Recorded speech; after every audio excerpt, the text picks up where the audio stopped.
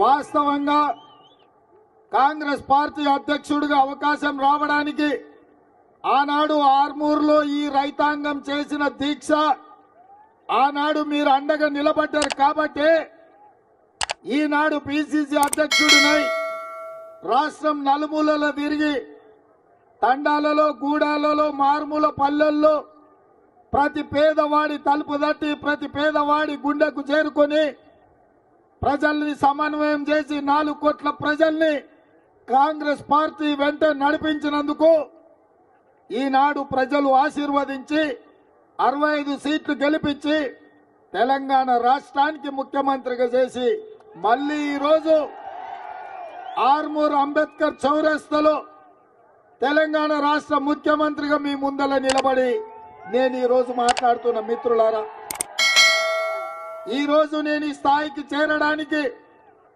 ఆనాడు ఆర్మూరు రైతాంగం అండగా నిలబడడమే ఈరోజు ఎంతో ఉపయోగపడ్డది అని చెప్పి నేను మీ ముందు చెప్పదలుచుకున్నా. ఏమైంది? రాష్ట్రానికి కొత్తగా పెట్టుబడులు రావడం లేదు, రాష్ట్రంలో కొత్త ఉద్యోగాల కల్పన జరుగుతలేదు.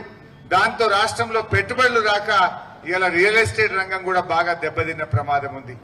ముఖ్యంగా 6 గ్యారంటీలు అందరు అక్కా చెల్లెళ్ళారా, ఒక్క గ్యారంటీ అన్న అమలైందా అని నేను అడుగుతా ఉన్నా. మొదటి గ్యారంటీ మహిళలకు 2500 రూపాయలు ఇస్తామన్నారు. ఏ చెల్లెకైనా అక్కకైనా వచ్చాయా? రెండవ గ్యారంటీ అవ్వ తాతల పెన్షన్ ను 4000 చేస్తామన్నారు. వచ్చాయా? 2000ను కేసీఆర్ 200 2000 చేసిండు. కానీ కాంగ్రెస్ 4000 మోసం చేసింది. రైతు బంధు రాలేదు, రైతు బీమా రాలేదు. ఈ రోజు తులం బంగారం అదేందో ఏమో కాంగ్రెస్ వచ్చిన యాళ్ళ కళ్యాణ లక్ష్మి చెక్కు కేసీఆర్ ఇచ్చిండు, మేము దాని సోపతికి తులం కలుస్తామన్నారు. తులము లేదు, కళ్యాణ లక్ష్మి చెక్కు లేదు, బంగారం ధర అయితే కొండెక్కింది. ఆ కాంగ్రెస్ వాళ్ళు వచ్చిన 5 నెలల్లో 50,000 తులంపై 75,000 రూపాయలకు తులం అయితే అయింది కాంగ్రెస్ పార్టీ వచ్చినాక. అంతకు మించి ఇచ్చింది అయితే ఏమీ లేదు. దయచేసి అన్ని విషయాలు ఆలోచించండి.